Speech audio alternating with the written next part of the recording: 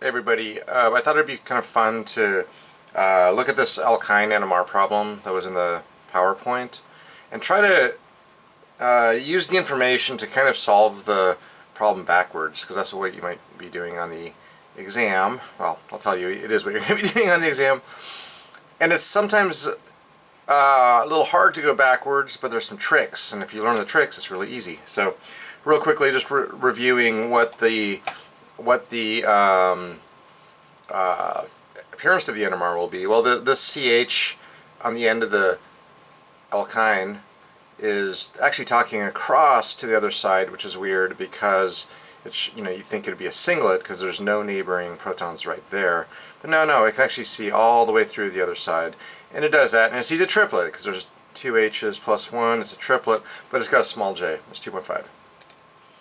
Well, this one is, far away from the alkyne, and it just acts normally. And it's, of course, also a triplet, but it's a big triplet, j equals 7. When you got different j values on different sides, you get something called complex splitting. So the CH2 can see the CH on one side with its small j, and it sees another CH2 on the other side with a big j. Net effect, doublet of triplets. So we did this in the PowerPoint. This is what the NMR looks like down here. You can see we have the doublet of triplets, which refers to the CH2 right there. The tiny triplet, what is that? The tiny triplet, you zoom in, it's very tiny legs, distance between the legs.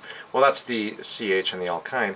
And then we got the big triplet, which of course is over here. All right. So we can kind of assign them all from the appearance of the signals, and of course this is 9 hydrogens from the tert-butyl group, the 3-methyl group. All right, so let's try to do this backwards now.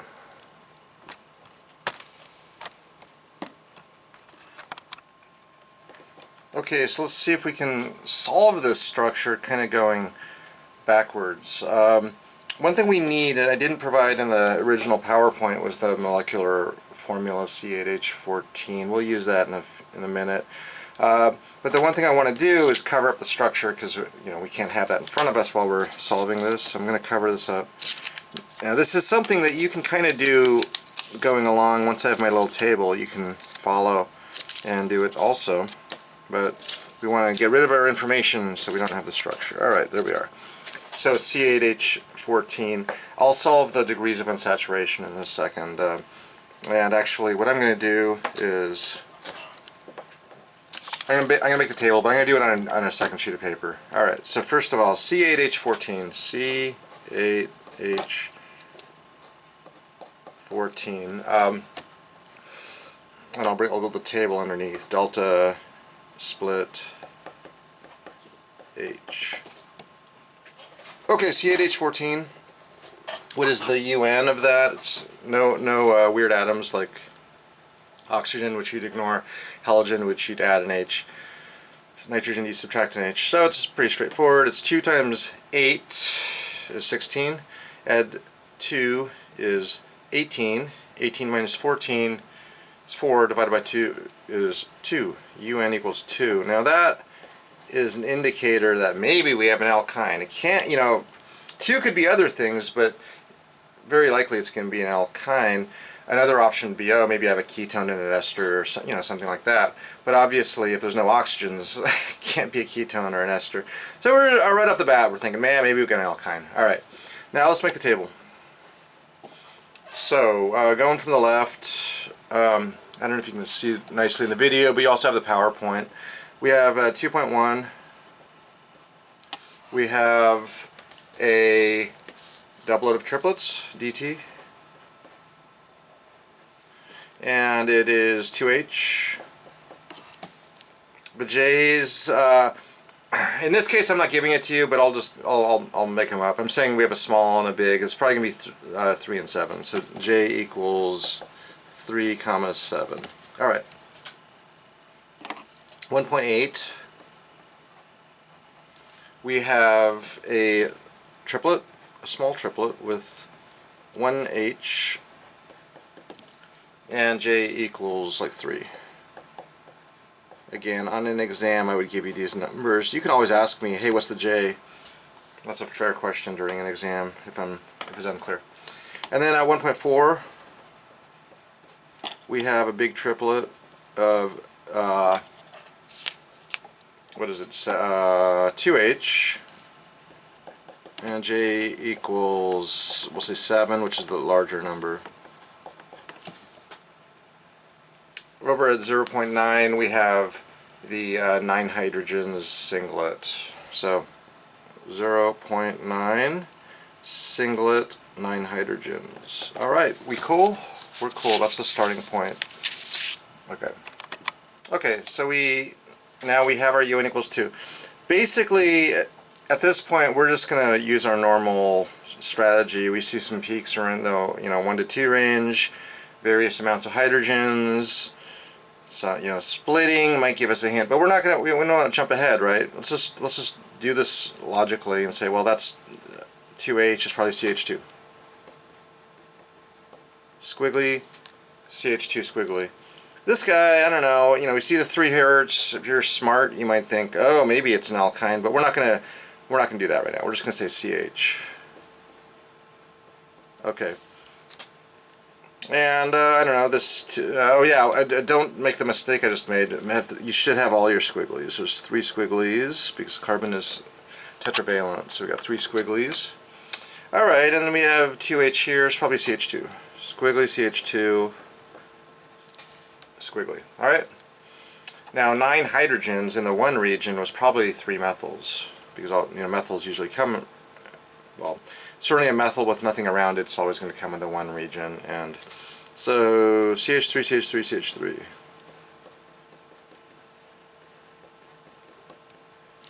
Be cool. Those are the pieces. That's step 1. 1 step at a time, and now we're going to start trying to logically proceed. Okay. Cool. Remember what our next step is, which is not to start attaching, because you're going to get a totally wrong structure if we just start, interpreting the splitting and maybe CO triplets. These are connected. You're going to make some mistakes right now. So what we need to do, my strategy is always account for all the atoms, make sure we got all the atoms. So let's count the carbons that we already accounted for. 1, 2, 3, 4, 5, 6 carbons. Oh no, we have 8, so we're missing 2 carbons. What are the H's? We got 1, 2, 3, 4, 5, 6, 7, 8, 9, 10, 11, 12, 13, 14. Alright, we have our 14 hydrogens, but we're missing 2 carbons. How are we going to account for that? Now this is where you start looking at maybe the UN and say, well, maybe you got an alkyne. Where is the alkyne? Maybe it's one of these carbons with the, maybe that J equals 3. I don't know. That's a good indicator that maybe this is the carbon with the alkyne. But also, what about the CH3s? This is another little trick. If you ever got 9 hydrogens around 1, 9 hydrogens. What does that mean? 3 methyls. Well, they have to be somewhere. They have to be connected somewhere. And the carbon they're connected to is not going to have anything on it. So there's a mystery carbon. Just from the 9 hydrogens in 1, you put that together and you're like, well, it's a mystery carbon that these are connected to. Now that's a general rule. See 9 hydrogens, think, oh, I have an extra carbon. So maybe I'll do squiggly C, CH3, CH3, CH3. Cool. Now that would account for one of my missing carbons, right? We're not done yet, but let's, one step at a time. Get the eraser out and erase those 3 methyls, because now we've just simplified the problem drastically. Alright, so now we have one of our, now we're basically missing 1 carbon, right?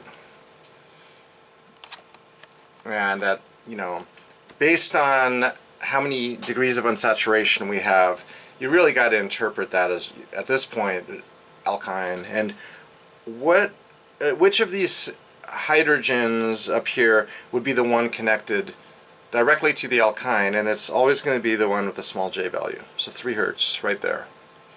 So this is actually not just a CH, it's actually an alkyne CH. So that was a little bit of useful information. So let's zoom in and correct it.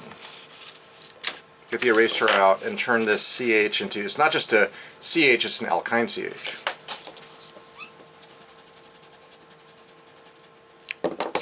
So how do you draw that? Well, it should be squiggly C, C, H. Now we have all the carbons, and this problem's actually basically solved. Why do I say it's solved? Because if you look at this, we clearly have one end piece, which is an alkyne. We have another end piece, which is the tert-butyl. We got a couple middle pieces that are the same, and so there's only one answer. But let's pretend we didn't see that. So what do we do now? Let's just, let's use some of the splitting because we have it. Why don't we use this information? For example, something's going to be connected right to the alkyne, right?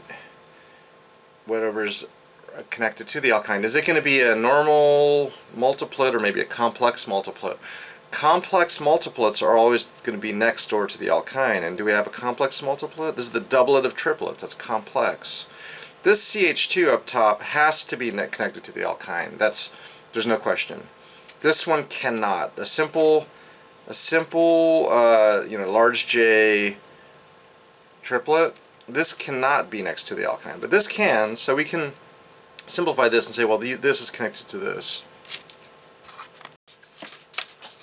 So maybe I'll zoom in and make that adjustment. So I'm going to basically say, well, the alkyne is connected to the CH2.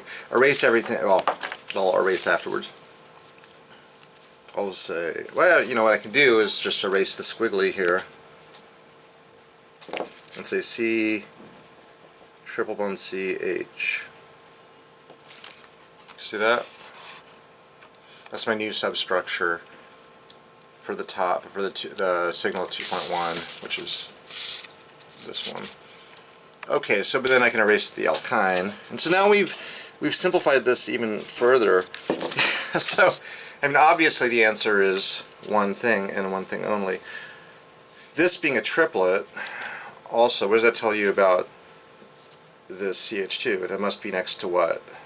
A CH2 itself. So this CH2 and this CH2 has to be connected. So putting that together, so one step at a time process. We can say, well, this is connected to that. So I'm going to get this, well, I like to do this all sequentially, so maybe I'll just show these guys attached. I'll do it down here. We've solved the problem though, right? So we have two CH2s connected, and the alkyne at the end. Pretty cool? And now we attach them. I just have to flip it over, and I can say, well, I'll zigzag it too. Is it tert-butyl, CH2, CH2. Now, I like to make my alkynes linear because they are sp hybridized. You can't do this funny triple bond like this stuff. This is a bad way to draw the structure. No bent alkynes. I called it a bent alkyne. You like straight alkynes. It's 180 degrees from there to there. So, and now that we have our final answer, maybe we can just, draw the splitting as you might expect it, just to remind ourselves. Well, this is going to be a triplet because it's this triplet, the CHC is the other side, and this with a small j.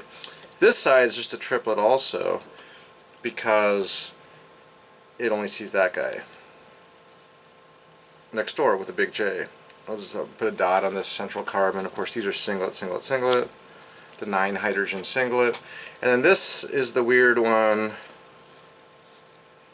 which is a doublet of triplets. Why is it a doublet of triplets? Because it sees a doublet on one side. That's not a plus sign, it's a triplet. Yeah. And it sees a triplet on the other. So, anyway, that's hopefully useful. Certainly, it should, if you try this approach on the sample exam, and certainly noticing that you have an alkyne, it usually gets really easy. And you may have to interpret the chemical shift. Like if you have a chlorine or something, maybe there's a 4.1 or, a large number, that's maybe where the chlorine is, or, those kind of things. All right? Cool. Take care.